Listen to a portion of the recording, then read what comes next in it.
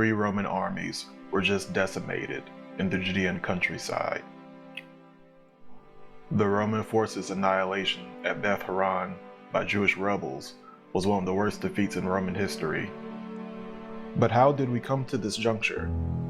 Why were the Romans ruling Judea in the first place? How was Judea made a province of the Roman Empire? Furthermore, how did Judea itself originate? In this video miniseries, we will address such questions. Rome and Israel, 2 ancient civilizations whose intersection would forever change Western culture.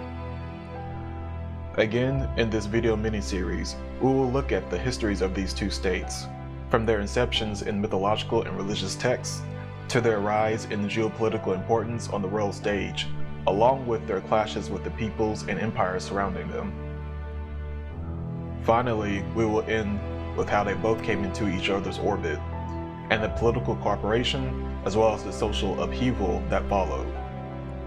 This will be a broad religious and political history of these peoples, so we will not go into depth on any particular story, event, or religious phenomenon.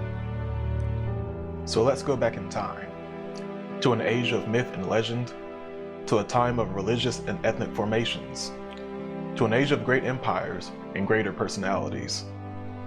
We shall begin with ancient Israel, namely the patriarchs Abraham, Isaac, and Jacob. According to the Hebrew scriptures, Abraham, the forefather of many nations, was given a command by Elohim, or God, to leave his homeland of Ur in Mesopotamia, modern-day Iraq and Syria, and go to a land that was promised to him and his chosen descendants. However, the land itself was inhabited by Canaanites, a catch-all term for the various tribes residing in this strip of land that consists of parts of modern-day Israel, Lebanon, Jordan, Palestine, and Syria.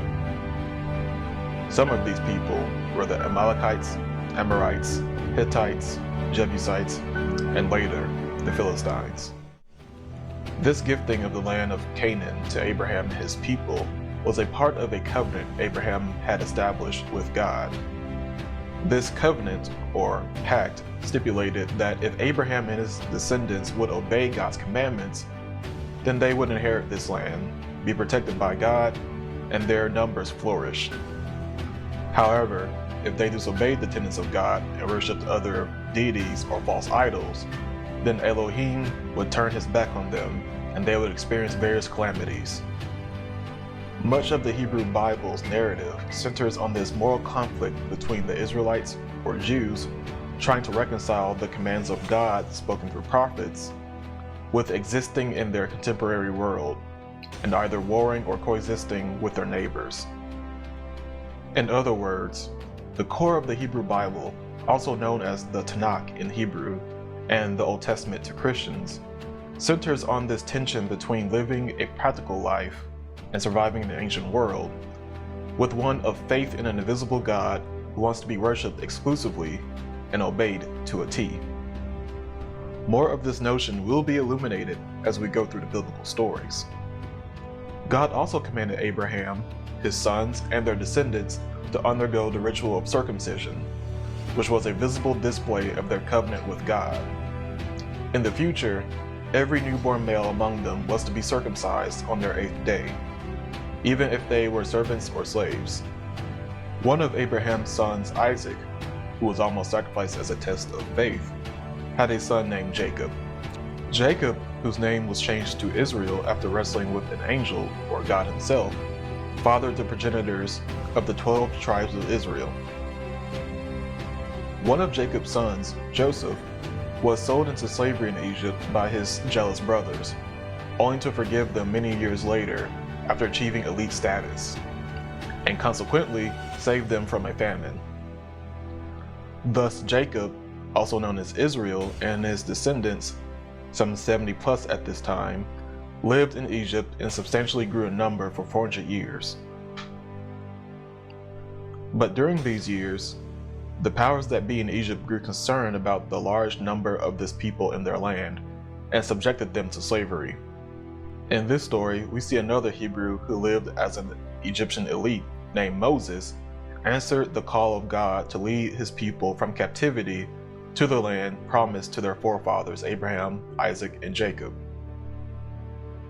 Moses spoke to God at a burning bush in Sinai and asked him for his name.